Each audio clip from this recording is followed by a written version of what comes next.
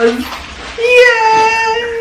My only rose of the day! Hi guys, welcome to my channel. My name is Maya and I have a guest here. Before we get any further, first of all, happy Valentine's Day. Oh yeah. And secondly, I'm sorry I have been MIA because life and yeah, but I'm here. We're back. We're back. So this is my little brother. I'm pretending to be one of my dream jobs is to be on TV, and I know I will suck at it. Yeah. Yeah.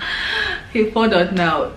So now I'm pretending like I'm doing an interview for Hello, my name is Maya. We're just keeping it real here, man. Anyway, so this is my little brother. It's called Ebrahim. I think you've seen him in some of the vlogs. Yeah. And most of the music that I use in my on my YouTube videos is by him. So yeah, I'm the guy.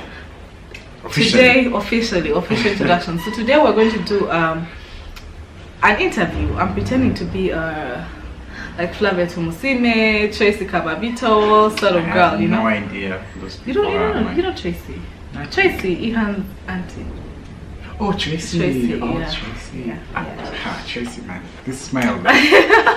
Also, anyway, so Ibro has a show coming up, so I wanted to practice my skills and interview him. So, who is Ibrahim's Solo? That name plays people, by the way. Yeah, me too. Like Solo with the accent. Who is Ebrahim Solo? Ebrahim Solo is a writer. That's the first thing. I think that's who I am. That's like where everything emanates from. So a writer who has become a poet, who is becoming a musician. Okay, so in to bracket all this stuff up, can we say you are an artist? Yes, pretty much. He started off with a blog before. Yeah, I had a blog long time ago. And then what happened? I don't know, I just keep archiving my life. But I keep archiving everything that I do, especially when it comes to writing. I keep putting it there, just keep putting it there. Maybe someday they'll be reading my work and reading it to people or something. Inshallah. Why the name? Why Ibrahim Solo? Why Ibrahim? And what does that mean to you?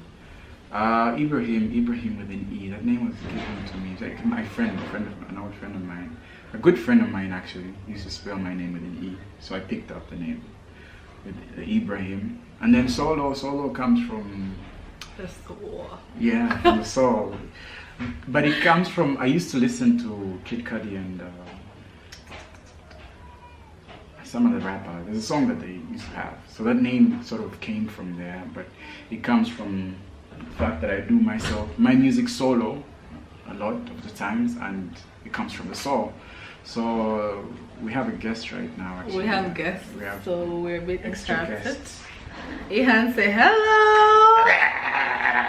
Hi, Ihan. How are you? Okay. We are back, and unfortunately we're going to have quite a number of interruptions because my baby is back. So where were we? How do you work? How do you create? What is it like when you're inspired? Run through the process for us and other creatives and artists and whoever does what you do. I think every creative artist has a different process. Some people can work like the whole night. Some people, I don't know. I think for everyone's different. For me anyway, sometimes the easiest way for me to work is when I catch something, and I don't know if that makes sense, when I get inspired in a moment. For example, if it's a song and I have the melody, I decide to live in that moment, to catch it and write down the song. Because sometimes if you don't, it goes away, it goes to someone else. I know, it's the same thing I was talking about writing stuff down. Yeah. Like you get an idea. Sometimes I have nothing to, like my blog posts, I won't really think. But when I go through my old notebooks, there's so many ideas. Yeah. So write it down. So what about yes, Papa? Water. Nice. Go and sit there. Okay, yeah, so what about so you think of a song, you write it down. Yeah. What about the beats and all that stuff? The beats is different actually. Sometimes you can also have a thought or an idea, a sound that comes to you. Yeah. So you go and just put it down. Other times it's inspired by words. Okay. Other times it's different, but it varies. There's no standard procedure. Okay, let me ask how do you know the tone, actually the beat? How do you know that this is the beat that I want to go with these words? For example, this song. It's like clothes. Whenever you're dressing up, it depends on your mood, right? It depends on where you're going. So it's a representation of something, basically. If you want a happy song, the chords will sound happy. If you're delivering a sad song, there are songs, the chords which sound a bit down. Yeah. Someone can use the same lyrics of a slow song to do like a rap song or Afrobeat song, so you just have to change the beat. You have to change the beat, you have to change the delivery. It's like someone else can put the song in a different way, but maybe they'll have to stitch it a little bit different to suit their needs, right? Yeah, or their intention. Okay. Yeah. So I had mentioned earlier that Ibra used to do poetry before. Yeah. We need the blog. I think the site is still up. Yeah. Yeah, the site is still up. So and now you're doing music. Yeah. What's up with that? Can you explain to us? Like I said, I'm a writer. Right? Artist. I'm an artist.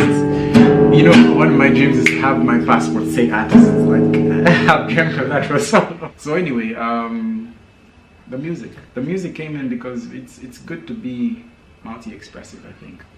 So, and the music has grown me into a different person right now. I think I write better because I can sing too. Because when you're writing music, it's a technique to it. If you don't learn that stuff, sometimes it doesn't improve your skill. So in learning all of that and picking up an instrument, I've learned different disciplines. So all in all, I feel like I'm just a fully fledged artist. Like I feel like I've now grown into the person that I actually want to be. I can write, Inshallah, that's nice. I can sing, I can play an instrument. So it's a whole shebang. That's great. So Ibra has been having a 90-day challenge, if I may say. Yeah. This has been a challenge where he puts out a new song. I don't post out. Don't get that wrong. He writes a new song every day for 90 days. My phone got stolen today. Can you imagine? And I've been recording most of my and he music does not back up things, just like all you guys, all you creatives. We take these things not very seriously, but imagine you lost your laptop, what would you do? Imagine you lost your phone or your iPad or anything. You know, so back up the thing about that though is I believe in, like, there's always a way around it. Like, if you've been blessed with something and you believe you've been blessed with it, it will always come back to you. It will always come back to you and it'll probably come back better if you believe in it, you know? So even if sometimes I lose stuff, I'm like, you know what? If these things were given to me, I can always write some more, I can always make some new stuff. So I'm a firm believer of that. So even if I feel low about it sometimes, when I lose something, I hold firm to that belief. Okay. Yeah. So we're talking about the 90-day challenge. That's a lot of music that you've been putting out, that you're writing. So what's your plan for the music? I mean, for the 90-day challenge, I'm writing to improve my skill. That's the only reason why I'm doing it. It's selfish reasons. But I post up some of the stuff which I find like, oh, this was fun, why don't I just share it? The only challenge with keeping up posting is that it's been sort of hampering me to do other things, because it takes a lot of time to write something, learn how to perform it. That's like less than 24 hours, right? Yeah. And then you deliver it and edit, and so sometimes it could take me a whole day just to do one song. Yeah, guys, bear with us, but this is the actual household, my household. Ihan, and Crystal, please, for mommy. Okay, so the 90-day challenge was, the main reason was for you to improve your writing skills. Yeah. So there's really no, I will use some of the music, but some of the music can stand out to be good. You know, I realize when you push yourself to do stuff, you can actually come up with. You can actually do it. Yeah. So, how do you handle this 90 days writing a song, playing, learning how to the lyrics, then you play it, then film yourself, then all that stuff? Like, maybe I can do it, but how do you do it? I don't know, I push myself. Yeah. But I mean, the beauty is I don't record everything, right? Oh, so you but I learn how to play the stuff. I learn how to play so that it doesn't go away from me. You know, when you play. But the recording is shorter than, actually it should be the smallest thing, because you have to practice, learn the lyrics, learn everything. Sometimes you think you've learned it. Sometimes you think you've gone ahead, but when you're in front of the camera, it's like, yeah. I think you've had those days where you just start to shit yourself and you thought you were well prepared, but yeah. So it's a process, but I think doing such things, you know, like iron, right? It puts you in the fire and it makes you as a person. Yeah. So push yourself. Yeah. Push yourself. So there's aye. This is a word that we see everywhere, we hear everywhere, from poems to the music to everything concerning Ebrahim Solo has aye. So what is aye? As I'm so I know it means but, right? But what's the story behind it? Why did you choose aye as your brand? I think is that it's a brand. We were still going on about aye, what aye is about. Oh, and then this, I've never asked you what's this? It's like A, yeah? This is K L A. Cloud. Yeah, cloud. Okay. Yeah, I used to do it. I forgot that I used to do it actually, but I do it because my goal is to be an international artist. So Kampala. I want to rep where I'm from, Kampala. Yeah. Okay, so aye. So yeah, aye is a brand, like I said initially. But where it came from is that I used to say but a lot in my work, in my poetry, in my writing. And the music as well? Most artists always have a catchphrase, if you've noticed. Like Vibes Cartel, awoo. Oh, yeah. Okay. Yeah, so that's where now we're getting it. So I is like your. Now like I is my catchphrase, and because it comes from a place which has meaning to me, it's the most relevant catchphrase for me, right? So I'm building it to become so much more than just something that's in my writing, right? I'm building it to become bigger. Something like if we hear a song and we don't even know if it's you, and we just hear aye, you're like, oh, that's a person. Yeah. Okay. Yeah, something like that, and you will be everywhere, man. It will, inshallah. Yeah. You have a show coming up. In one of the last vlogs in Ginger, I was supposed to talk about your show, and then we just got, I don't know, carried away. So tell us about your show. What are you? For someone out there who's wondering what you're going to do, what are you going to do? What should they expect, and why have you chosen to do this show? What's the meaning? What do you want to fulfill as an artist? One, the goal for the show is to like give value to my work, because performance in a way adds value to writing. Like a lot of writers sometimes don't bring life to their work, right? But it's a thing that I think needs to be done sometimes. For example, people who write stories. If a story is well written, it can turn into a movie, because you're able to bring in more people into your space. And the beauty or the reason why we tell stories is to entertain, to pass on a message, and you don't want your message to stop only at a particular group of people. For example, poetry will stop mostly only at people who like poetry. But if you perform it, you bring in more people. Yeah. So that's the purpose of what I'm doing, and that's the reason for the show. So the show is going to add value to my work, to perform it, and also I want to earn a living as an artist. This is one of the ways. It's a way where I'll be really happy because I'm putting on something that I believe in and that gives world value to my work. So what people are going to be expecting is I'm adding an element of theatrics, right?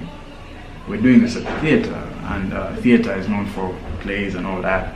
It's not going to be a play, but it's going to have elements of play. Yeah. So I'm going to be portraying certain things. I think we can just say theater, yeah? If yeah, it's a theatric show. It's like what's that thing? That famous thing? I wish I could just pick your brain and find out what it is. It's in the US, very, very famous, that Broadway, sort of, yes. Bang. Yeah, Broadway.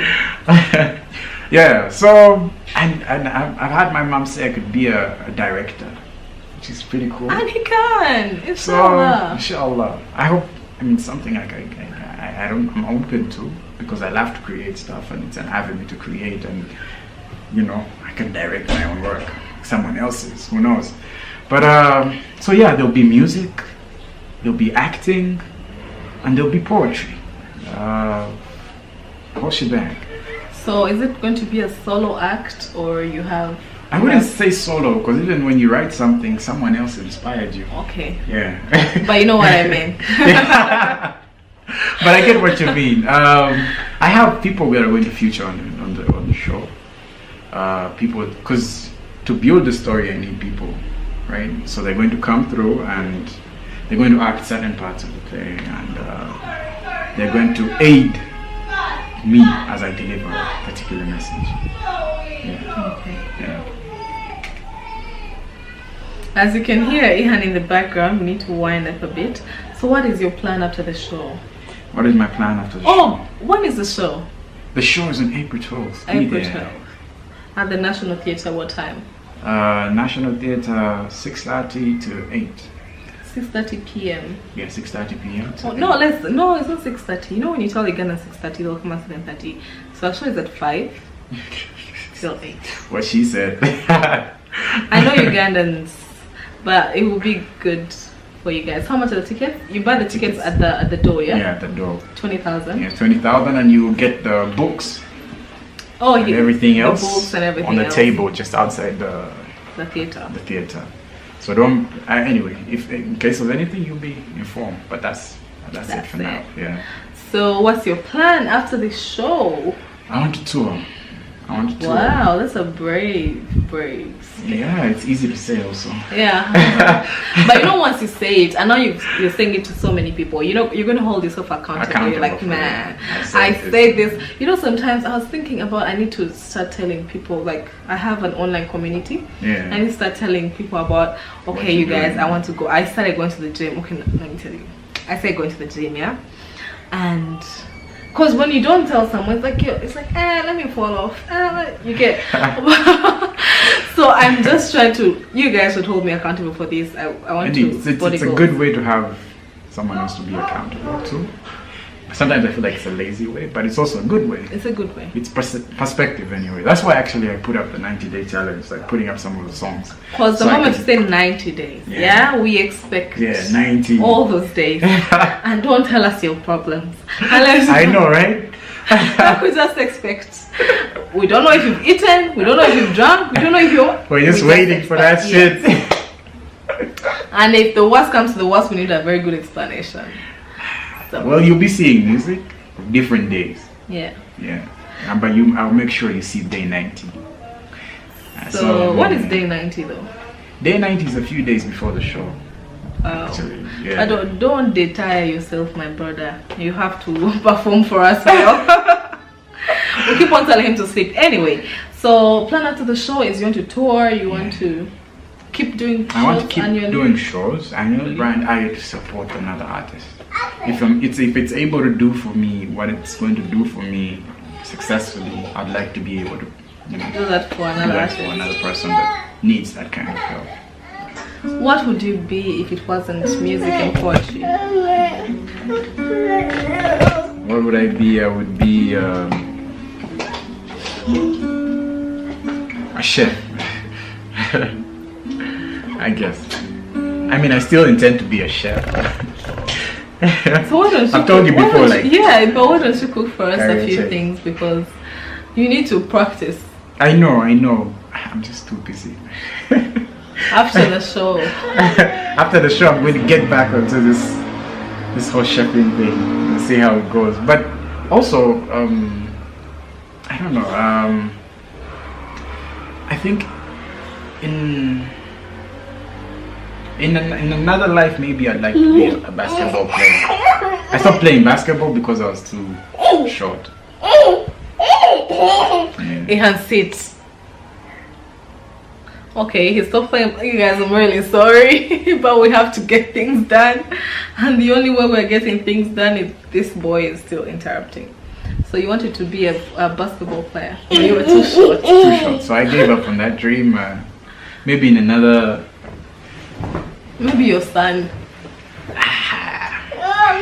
I hope he's tall, because I wouldn't want him to deal with the same issues that I've dealt with him. Well, who knows, you know? Sometimes we think we will push our kids in certain directions and they want to go an opposite way. Yeah, I'm a perfect example. I know that. Yeah. I'm a perfect example. I'm doing music. I'm sure my dad doesn't sit well with it. Can't relate. So, yeah. who or what is your biggest inspiration, and why would you pick on that to be your inspiration? The first person that came to my head was Ed Sheeran. Yeah. I mean, there's many people that inspire me. There are a lot of people that do a lot of great things.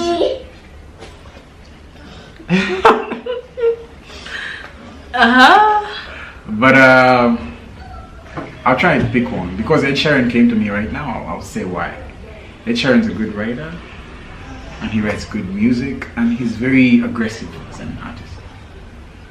So I think I pick from that, and the fact that he can play the guitar, he can be in a crowd of thousands of people and just have his guitar and maybe like loop pedals. I know you don't know what that is. Yeah. But the fact that he can do that and hold a huge crowd of people, it's very inspiring.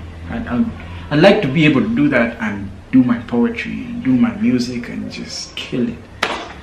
So that's one of my dreams. I think that's why he inspires me so much. And the fact that he's also a writer from start is something good. I mean, other than another person that also inspires me. So it's like you can relate a little bit. Yeah. Yeah, another person that also inspires me is maybe Kanye West, I guess. But the person he has sort of become, I wouldn't. Like my oldest, the album that I enjoyed the most was 808s and Heartbreaks. I say that a lot of times. But I mean, everyone has to change, you know.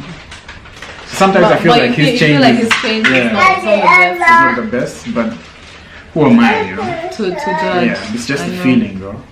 And that doesn't mean I don't appreciate any of the work that he's putting out there. I still vibe with it. I'm sorry to keep smiling because I hope I have a rose. Yes! My only rose of the day! Ian, thank you! Oh! I got her. Don't eat. Anyway, so Kanye West, I'm sorry about that. Kanye West, his change, you don't think his change is something that but anyway, I used to don't want to judge, but Kanye is on a... He's on a roll. You know, I want public to say this out loud. There's something he said sometime. Let me cut myself there. You can just say it for my record. One day when you're famous, I'm like, look. I won't say that shit. I'm still on my up and coming business. So, where in this world would you love to put up a show? Coachella. What? Yeah. Those are big dreams. Wow. Yeah, so I'll die trying, but I want to put up a show at Coachella. Coachella is one of the I'm not a party person like Amo, but that's a festival that I want to go for. Yeah, so I hope the time when I go, Beyonce will be back at Coachella. So if I can do that, I feel like achieved. Yeah. Bucket list That's great. That is great. Yeah. And somewhere in New York, I feel like New York is one of those cities where, man, as an artist, it's like you're pinching me. Like, yeah. because these are things that I like. New York, and then also France. France. I feel like France. I can't relate. I just want to go and take some pictures in the Eiffel Tower, and that's it. Like, to be honest. Artists get appreciated in France, so I would really love to go there. I would really love to go there. In fact, one of my dreams is if I start to learn how to speak and write French, I have to write music in French. Like, it's a thing. I'm into that. Okay, you know, every journey has yeah, so can you tell us about your toughest time or times, maybe 2 times, where I felt like, what the hell am I doing? So every day is, to be honest with you, every day is tough. Every day I feel like quitting. Every day I feel like, what the hell am I doing? Every day I feel like, am I really going to do this? But certain days stand out for me. Like there's this one day that I'm even writing it in my book. There's this one day I was speaking to some people and asking them to join them, to work with them. At that point in time, I just started to learn how to play the guitar, so my playing was really shit, right? When I walked up to these people, they welcomed me, but the way they welcomed me was like sort of in an interview. Like they were going to interview me to see if I was good enough to join their league. All I wanted to do was jam and just be with people doing similar stuff, you know. But it turns out I was just being, I guess, interviewed for some kind of thing, and I didn't cut it. And they did it in such a coy way. They were so subtle with the way they. You're like, no. They didn't even say nah. I wish they did. Maybe it would have been. Like, it's just simpler that way. Yeah, it's simpler that way. But they did it in such a subtle way.